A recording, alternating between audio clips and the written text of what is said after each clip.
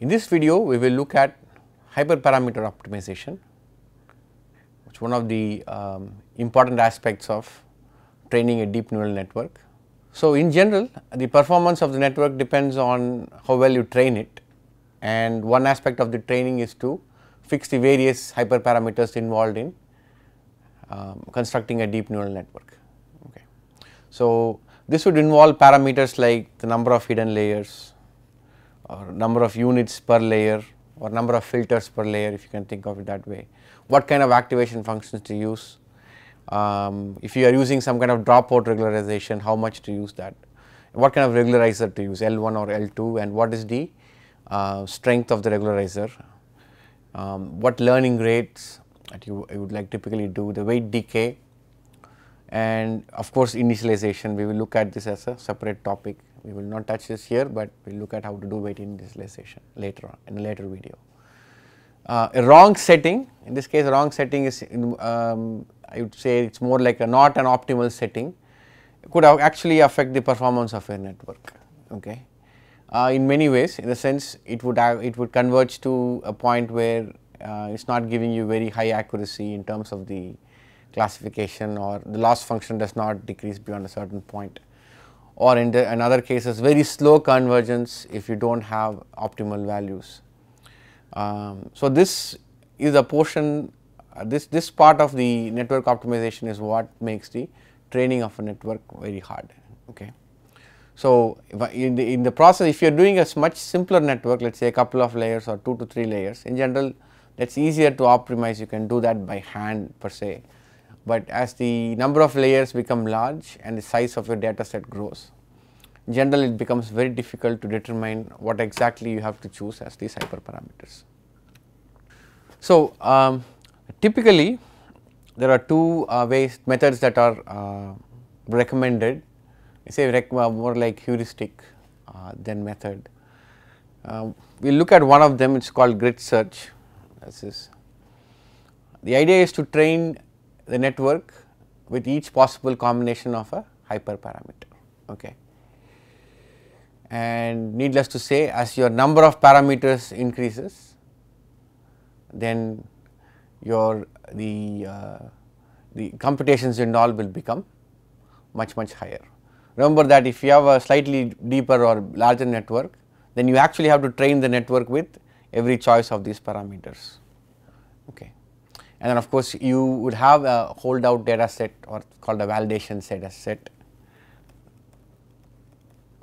data set, which you would use to see which parameter setting gives you the best results in terms of, depending on your task that the neural network was set to accomplish.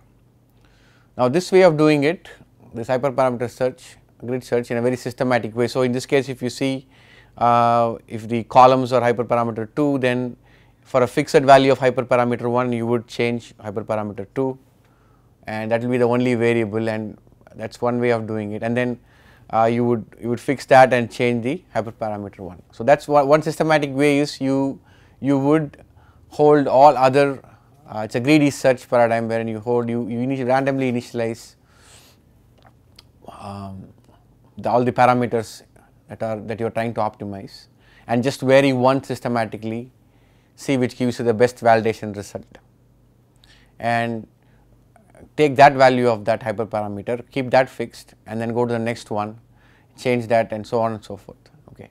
So, this kind of greedy search is possible in a grid search scenario. However, as the number of parameters increases, then the number of times that you have to do this experiment goes up exponentially very quickly. So, it is very easy to see here, right. You have 2 parameters, you have 6 values for every one of them. So, that is like you have to do 36, and if you have 3 or 4 or 5 and each of them has 6 combinations, then you see that is like 6 raised to 5, right. So, it will be this is for 2 parameters you get, so if you have 5, then it is pretty much 6 raised to 5. Okay. So, number of options increases, number of operations increases. Now, another thing to look at here is the scale of the grid search. So, what we meant by grid search was, so if you have a certain range of your parameters. Most of the parameters except for the number of layers or the number of activations per layer or the number of filter kernels are continuous. So, for instance, a learning rate or some weight decay parameter that you have to discretize in a, let us say, a very meaningful fashion. So, for instance, if you are looking at, let us say, learning rate, just for the sake of argument, then you can set the learning rate to 0.01 and then you can set it to 0.015, so on and so forth. But then if you see, these are of the same order of magnitude on the same scale. So, one trick is to set all of these in a log scale. Okay. That is one way of splitting the grid. So, this grid search method typically works very well for smaller networks where you do not have as many parameters to optimize, and it is also cheaper to do these computations in a brute force manner. Okay. So, as your search space increases exponentially, as because you have more and more number of hyperparameters to optimize, the better method would be to do random search. Here, instead of training on all possible configuration, you just choose at random. So, it is just the same grid, you can make the similar grid and then you would try to sample different areas of the grid, okay, just to get an idea of what kind of results you get for each of these points that you have chosen. Now, once among these 5 points, let us say that I have clicked, let us say this one gives you the best result, right. What you can then do is search much closer to this point, see for a better option, if that is possible. The way this computation savings happens is that if you recall from the grid search argument, you have to hold all the parameters the same. Let us say you have 6 parameters, you keep constant 5 parameters and you have to change 6 continuously depending on your grid discretization. That means that you are repeating calculations for the same parameter value numerous times. So, that does not happen in a random search. However, it is important that you sample your search space intelligently, so that you are able to cover most of the space in a reasonable fashion.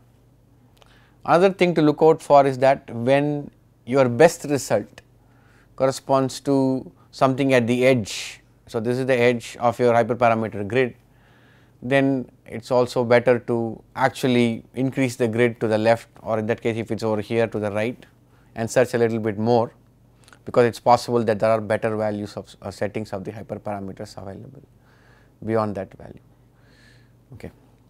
So, the two important takeaways are that you discretize your hyperparameter values on a log scale, and you construct a grid. This grid again can be made based on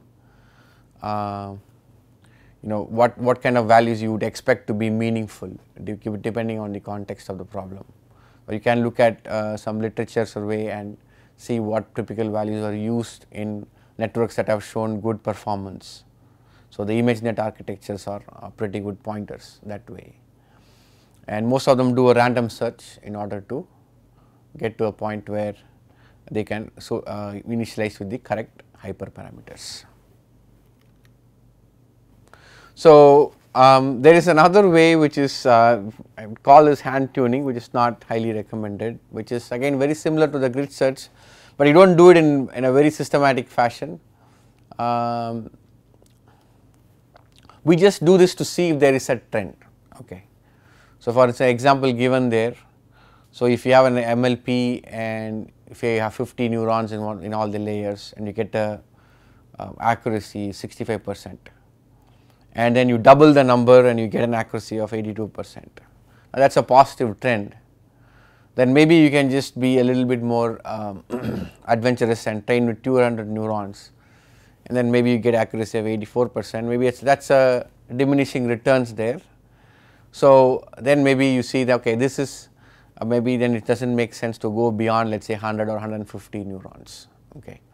So, you can use this kind of strategy to figure out the limits of your grids, okay. See where you can start from so that you get a reasonable result, and then maybe make a grid at that time and either do a random or systematic grid search. So there is one more advanced technique, we won't go into this in detail, which makes use of a machine learning framework. So you have another learning has a learning program or learning strategy to figure out the optimal hyperparameters. Here people use Gaussian processes to figure out in the space of hyperparameters what your validation accuracy looks like, what the accuracy on your validation data looks like. So that is the function you are trying to fit, the sense that the loss or the validation performance, the performance on the validation data as a function of the hyperparameters. So if you estimate that function using Gaussian processes, then you can find out the optimal value of the hyperparameters, which gives you the best possible result on the validation data.